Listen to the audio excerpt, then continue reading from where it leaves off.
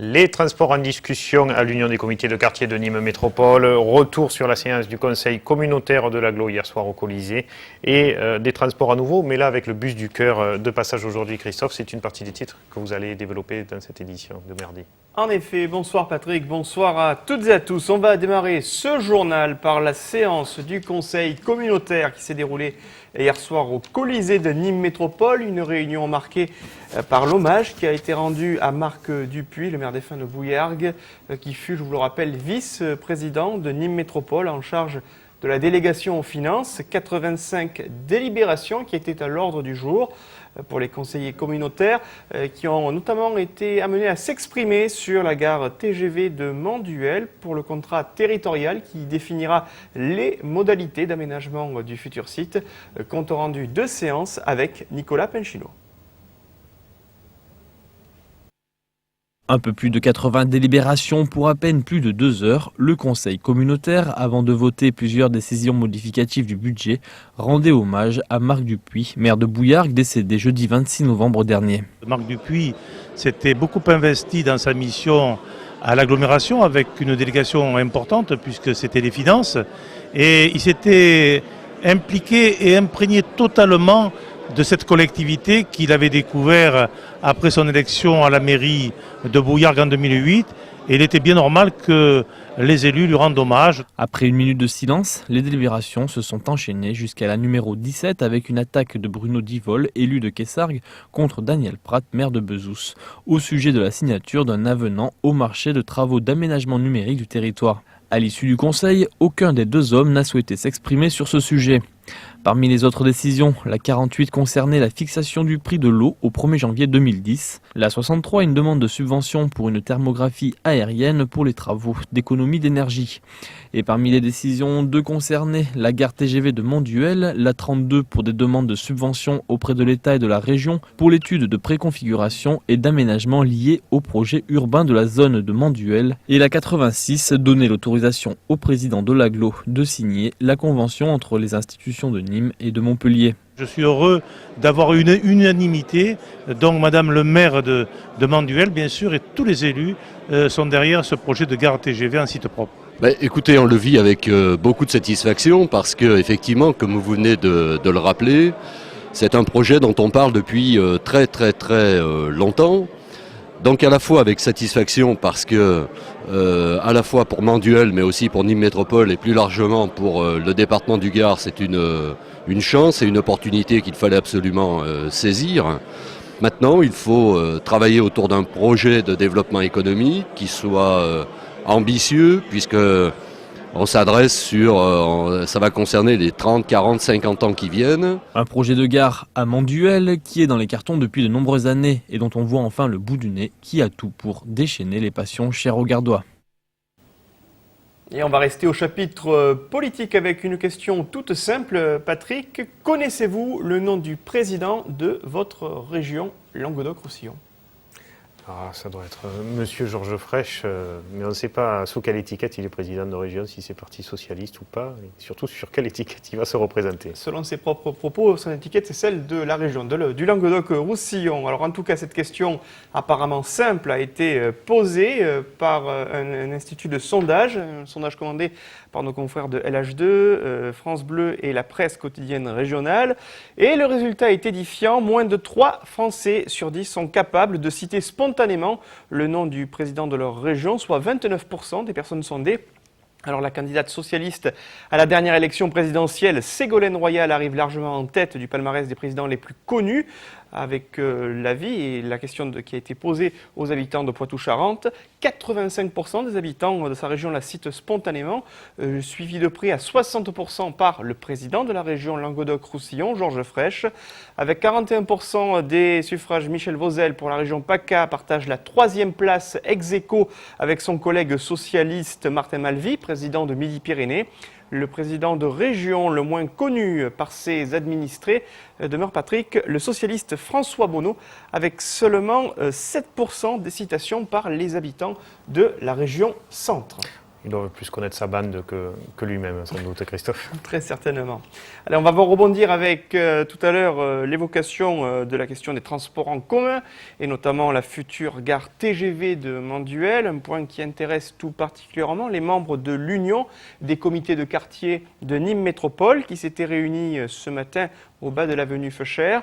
Cette artère nîmoise qui relie la gare SNCF à l'esplanade Charles de Gaulle a été au centre de discussions animées portant sur la piétonisation envisagée dans le cadre du projet AEF. Des membres de l'Union qui souhaitent faire entendre leur voix sur le sujet sensible de la circulation des taxis et des transports en commun sur cette avenue. Les explications de Nicolas Pinchino. Il n'y va pas de main morte, l'Union des comités de quartier de Nîmes Métropole, qui en intitulé d'un dossier remis ce matin à la presse titre « Menace sur les transports en commun ». C'est au Café des Fleurs, en face de la gare de Nîmes, que le rendez-vous était fixé. Les inquiétudes de l'Union du comité de quartier de Nîmes Métropole concernent le centre de l'avenue Feuchères, rendu piétonnier dans le cadre du projet d'aménagement AEF. 20 à 25% de la fréquentation du réseau Tango se déroule sur cette avenue où 16 000 voyages sont enregistrés quotidiennement.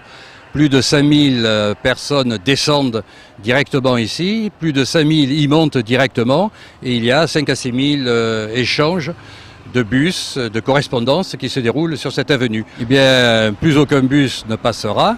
Les taxis qui utilisent aussi cette avenue ainsi que les caristes quand ils viennent amener, déposer des touristes à proximité n'auront plus comme possibilité c'est de descendre sur les contre-allées où se chevaucheront toutes ces circulations, les taxis, les riverains. Ainsi que les personnes qui se rendront à la gare, soit au parking, soit en dépose-minute.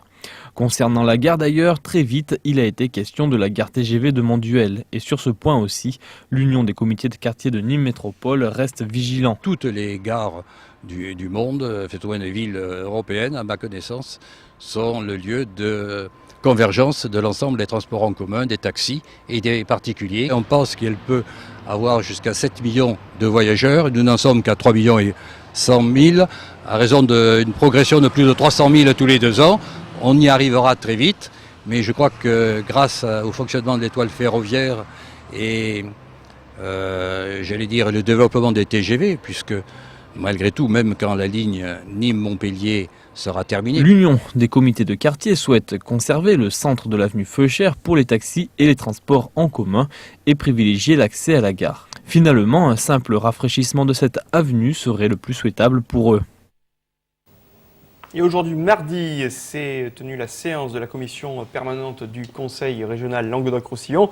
La région qui a accordé une enveloppe de 200 000 € pour le développement des flux touristiques de l'aéroport Nîmes-Alès-Camargue-Cévennes. Selon la promesse du président Georges Frêche, une convention sur les modalités d'un rapprochement entre l'aéroport nîmois et son voisin montpelliérain a également été adoptée. Âgé de 26 ans, Marco Randriana est un footballeur franco-malgache qui a porté les couleurs de clubs aussi divers que Sedan, Brest ou encore Niort. Un joueur hélas devenu célèbre pour avoir été victime il y a près de 2 ans d'un arrêt cardiaque lors d'un match disputé par Niort contre l'équipe de Sedan. Un footballeur dont la vie avait été sauvée par l'intervention d'un médecin sedanais qui disposait d'un défibrillateur. Depuis cette date, l'association RMC-BFM se mobilise à travers la France pour communiquer sur les gestes qui sauvent et sur la nécessité de disposer de défibrillateurs dans les entreprises. Le bus du cœur, qui se fait le relais de l'action de cette association, était justement de passage ce mardi à Nîmes. Le sujet est signé Alain Monet. Ce mardi 8 décembre, le bus du cœur a fait escale dans notre ville, Nîmes faisant partie d'une des 15 étapes prévues pour ce car expo qui sillonnera la France jusqu'au 18 décembre. Le but, sensibiliser les municipalités, les clubs sportifs et monsieur tout le monde sur l'intérêt de posséder un défibrillateur qui sauvera des vies. En fait, nous, on sillonne effectivement la France, on va dans 15 villes de France et en principauté de Monaco pour sensibiliser la population au massage cardiaque et encourager les élus locaux, les collectivités locales et les chefs d'entreprise à installer des défibrillateurs dans les lieux accueillants du public. Quant à l'origine de cette initiative, elle a germé suite à un fait divers mettant en danger un sportif de haut niveau. Tout ça, ça a commencé avec Isabelle Veil, donc la femme de Alain Veil, président du groupe Next Radio TV. qui a en fait vu un jour un match avec Marco Randriana qui a fait un arrêt cardiaque sur le terrain de foot en plein match. Et elle s'est dit c'est quand même dommage que ce défibrillateur, il n'y en ait pas partout parce qu'il faut savoir qu'il y a 40 000 morts chaque année à cause de l'arrêt cardiaque et qu'on en sauve seulement 2%. Sur Nîmes, le rugby club a reçu lors du passage de ce quart un défibrillateur offert par l'association RMC BFM. Ça fait belle lurette qu'on en parle avec l'équipe médicale et tout. Bon, personne n'a jamais obtempéré pour en acheter un. On a eu plusieurs propositions, donc c'est une erreur. Nous on a trouvé que c'était un peu idiot. Et puis en fait, bon, le fait d'avoir bénéficié de l'association RMC BFM, on trouve ça quand même intéressant. Nous allons pouvoir faire à partir de là une formation avec l'équipe médicale, avec le toubib et le médecin et le kiné, au niveau de toutes les sections du club. Il faut savoir qu'en France, comparativement à d'autres pays, on est loin derrière à posséder suffisamment de défibrillateurs. Exemple, contre 2% de vies sauvées chaque année, faute de moyens dans notre pays, c'est 30% de personnes sauvées dans une ville comme Seattle. Les gestes qui sauvent, l'appareil qui redonne la vie, tout un programme ambitieux qu'il faudra développer dans le futur pour que arrêt cardiaque ne soit plus synonyme de décès. Une belle initiative. Patrick, je vais me tourner vers vous pour vous poser une nouvelle question, non pas savoir comment se prénomme votre épouse. J'ai eu du mal à celle de tout à l'heure. Mon épouse se prénomme Diane, si vous voulez savoir, Christophe. Une question toute simple, Patrick. Est-ce que vous avez fait votre lettre au Père Noël ? Bien sûr, comme chaque année, elle est faite et j'espère que les commandes arriveront à temps. Et en tout cas, s'il y en a qui ne l'ont pas encore faite, il y a bien sûr l'émission Noir et Blanc de cette semaine pour plein d'idées cadeaux sur la Camargue et les taureaux. Bravo pour le coup de pub, mais est-ce que vous savez plus simplement comment ces lettres sont adressées au Père Noël ? Je ne sais pas, par voie postale, un thème simplement, Père Noël, est-ce qu'il faut marquer une adresse, un lieu de résidence, je ne sais pas, le Grand Nord ? Très certainement. En tout cas, la réponse a été apportée aujourd'hui à 2 classes de cours préparatoires gardoises. Une classe de l'école du Mas-Saint-Romain a invité une classe de Marguerite, avec laquelle celle-ci correspond tout au long de l'année, à visiter le centre de tri postal de Saint-Césaire. Une visite qui, pour faciliter la pédagogie, avait justement pris pour thème le tri des lettres au Père Noël. Une rencontre à laquelle Olivier Michel a assisté depuis son traîneau. L'adresse du Père Noël, tu la connais ? Non.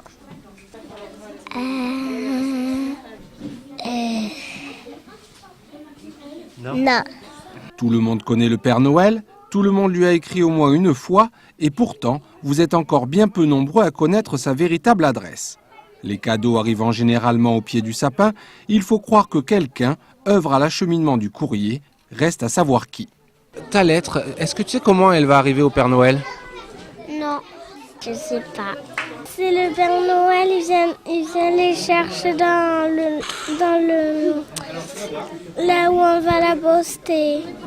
On prend un avion, on va au pôle Nord et on dépose les lettres. Et qui c'est qui fait ça ? Le tri postal. Si, on va l'envoyer à la poste et il va la prendre. Et oui, c'est bien un rôle rempli là par la poste. Quelle que soit l'adresse inscrite et aussi farfelue soit-elle, elle arrivera à bon port. Dans le Gard, sur le mois de décembre, ce sont ainsi quelques 50 000 lettres qui vont transiter par le centre de tri nîmois pour être réorientées vers le service du Père Noël. En cours de nuit, les plis du Père Noël sont acheminés sur le centre courrier de Libourne, où là, il y a plusieurs petits lutins qui ouvrent le courrier et qui font la réponse à l'enfant. Pour cela, il vous faudra ne pas oublier votre adresse au verso de cette lettre qui ne nécessite aucun affranchissement. Quant à l'adresse du destinataire, il s'agit du Père Noël qui, selon la Poste, réside rue du pôle Nord, au pays de la neige.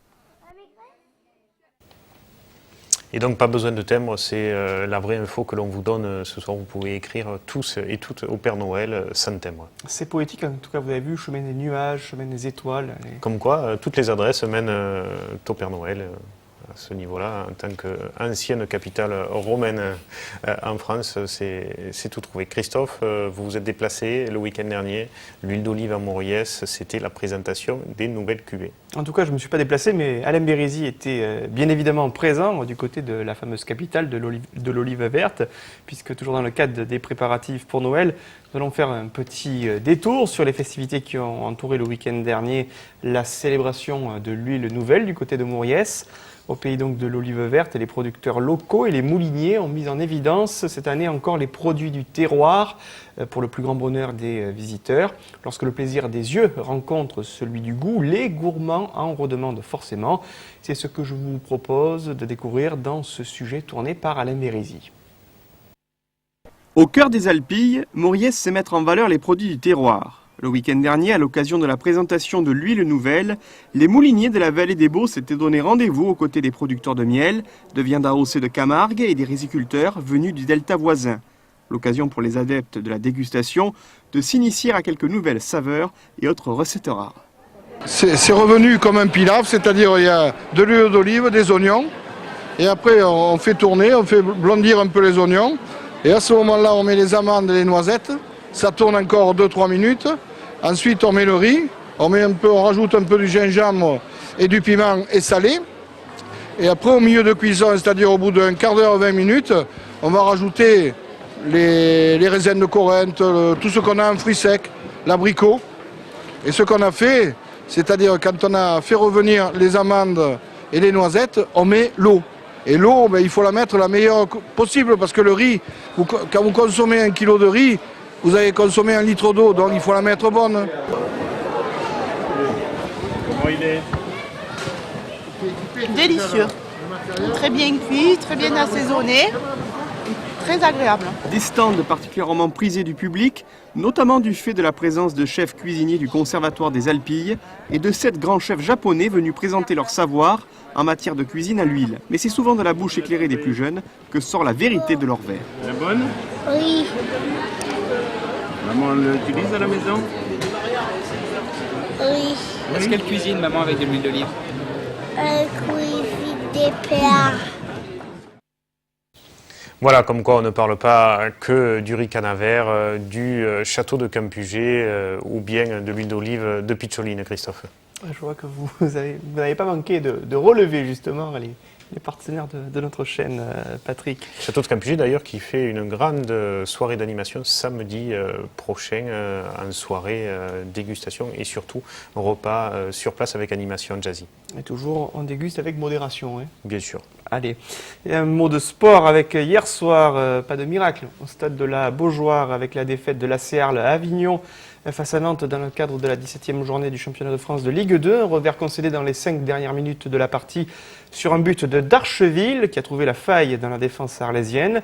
Battu 1-0, l'ACA glisse donc à la 6e place du classement avant de jouer son prochain match le 18 décembre à domicile face à Châteauroux. Et puis côté Nîmois, sachez que les Crocos qui préparent actuellement leur prochain match de samedi en Coupe de France du côté de Caveyrac avant de rencontrer Pau, donc samedi après-midi aux Costières, compte un nouvel élément, en tout cas temporairement, dans leur effectif. En effet, Jean-Louis Gazot, le président de Nîmes Olympique, nous a confirmé la mise à l'essai du défenseur marocain Saïd Haït Bailly, qui évolue actuellement à Guignon, en national, et qui pourrait peut-être faire l'objet d'un prêt lors du prochain mercato hivernal. En tout cas, ce joueur, ce défenseur, Patrick, est actuellement à l'essai dans l'effectif du Nîmes Olympique. Il y a un effectif qui, ma foi, a repris ce rythme de croisière en gagnant contre Strasbourg vendredi dernier. Match qu'on retrouve ce soir dès 22h, après Croco Hebdo, Christophe. Exactement, Croco Hebdo à partir de 21h. On retrouvera sur ce plateau Pierre-Paul Castelli avec Patrick Jean-Olivier Martinez. Ils auront pour invité Abderraouf Zarabi et Salahedine Zbahi, deux joueurs qui font partie de l'axe défensif du Nîmes Olympique. Voilà. Vous leur avez posé des questions sur peut-être le nouvel arrivant de cette charnière centrale ou pas dans l'émission. Vous n'y étiez pas, vous, Christophe? Non, c'est Pierre-Paul Castelli qui officie à l'animation. En tout cas, suivez l'émission car il y aura de nombreuses surprises pour les fidèles supporters du Nîmes Olympique. À ne pas manquer nos hommages à notre rédacteur en chef qui a travaillé dans cet après-midi, Christophe. Merci en régie, merci à tout le monde de nous avoir suivis. Très très bonne fin de soirée sur l'antenne de Télémiroir, bien sûr.